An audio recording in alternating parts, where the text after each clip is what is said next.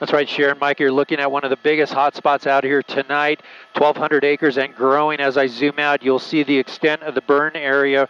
It's very dark out here in this area near State Route 79 and Highway 371. You can see the homes nearby. This is an RV park that is very close by. It's called the Jojoba Hills RV Resort.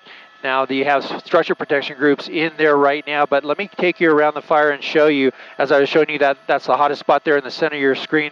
But let me tilt up and zoom in. You can see at least one structure that has burned here. As I zoom past the 371, you can see right there at the center of your screen, the structure has burned through. We understand that three structures have been lost in this fire. 6 others have been damaged. I do see some dozer teams out here that are cutting lines. You see firefighters on the ground now. As far as the aerial assault on this fire, it has been suspended for the night. But right now the fire is laying down pretty well, but there are all these hot spots. As I come out to a wide shot, you'll see all the various hot spots from where the fire originated from all the way down. It jumped that Highway 371 and is now burning north of the 79 state route. That's the latest overhead up in Sky 5. I'll send it back to you in the studio. Gil, thank you. From the air to the ground, bring this fire first to meteorologist Vera Jimenez tracking conditions for us. Vera. Thank you so much. I was just checking the wind speeds right in the Aguanga area near Temecula. And at this point, it looks like they're coming in at about the single-digit wind speeds. Now, keep in mind that anytime we have a fire in progress, the winds near the fire tend to get a little bit stronger only because of the temperature differential between what's going on within the fire and around it and then the outside area. So the winds there are blowing, as you saw from Gil Leiva's live shot. But we are going to be looking at some of these expiring. In fact, for the red flag warning, as you can see, we still have some parts under this red flag warning until tomorrow at 2 o'clock in the afternoon. But for the rest of the region, things are definitely beginning to mellow out. And that is a combination of not just the fact that the winds are dying down, but the sea breeze is also going to return. Earlier this afternoon, we still had a high wind warning in place. And now, as you can see, we're down to a wind advisory. The last of these is due to expire across the region, whether you're in Orange County, Riverside, San Bernardino, or for Los Angeles County and Ventura County. These winds are going to be with us through tomorrow. These are not going to be as strong as the high wind warning. These are going to be somewhere between 15 and 25 miles per hour. Some of the strongest wind gusts are going to hit about maybe 40 and maybe 45 miles per hour. The relative humidity values are still going to be well below where they should be. Lots of singles and lots of teens as we head into tomorrow. We'll have the rest of those details and numbers when I come back. All right, Vera, thank you so much. And let's go to Shelby Nelson now live in Aguanga tonight. Shelby. Yeah, I'm just telling you, I see that. Yeah, this is an all-hand-on-deck response out here in Aguanga, where we have seen firefighters just spread throughout this entire area trying to put the Highland fire out. Now, we do know it's more than 1,200 acres. It's burned more than 1,200 acres, 0% containment right now. But I want to show you where we are. So we're in a Jojoba Hills community, a senior community, where you can see some of the RVs out here, but also people's cars still parked out here, even though lots of people have been evacuated.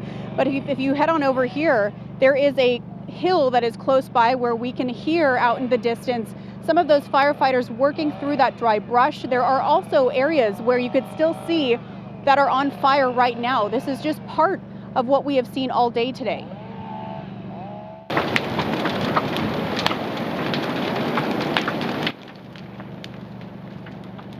And take a look at this, what appears to be one home completely engulfed in flames. You can only imagine what some of these families are going through, learning that they've lost their homes to the Highland fire. We've seen firefighters trying to cut through the dense vegetation out here, lots of flames burning through the brush and exacerbated by those gusty Santa Ana winds, which we can report right now they have calmed down just a bit, but according to that forecast, that's likely not going to be for long. So far, Riverside County fire officials tell us that this blaze has burned more than 1,200 acres since it first ignited earlier this afternoon. Still no containment at this point.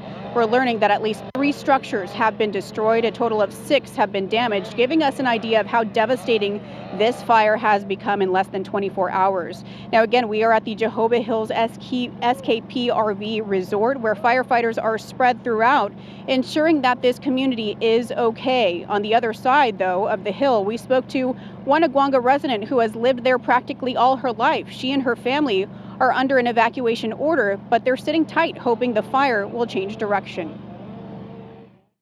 The fire originally started that direction, and with the wind blowing this way, the embers is what caught that to begin with. Has it ever come this close?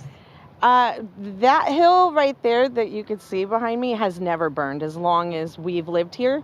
The surrounding hills have, but that one is its first time burning. Evacuation orders have continued expanding, and under those orders, there are at least 4,000 residents affected right now. The fire, erratic at times, jumped Highway 371 earlier today, making the effort to contain it that much more difficult. Again, that's really what's contributed to the spread of this fire, and it's very dry conditions, low humidity, and the wind fanning those flames. Right now, a care and reception center has been set up at Great Oak High School in Temecula for evacuated residents residents with large animals are being directed to the San Jacinto Animal Shelter.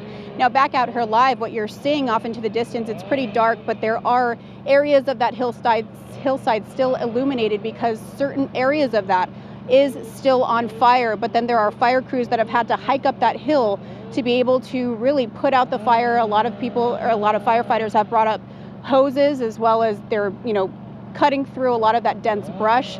And we're told that they have an Intel helicopter that's going to be flying over this entire area come 4 a.m. just to be able to assess the damage and see where they are in this firefight.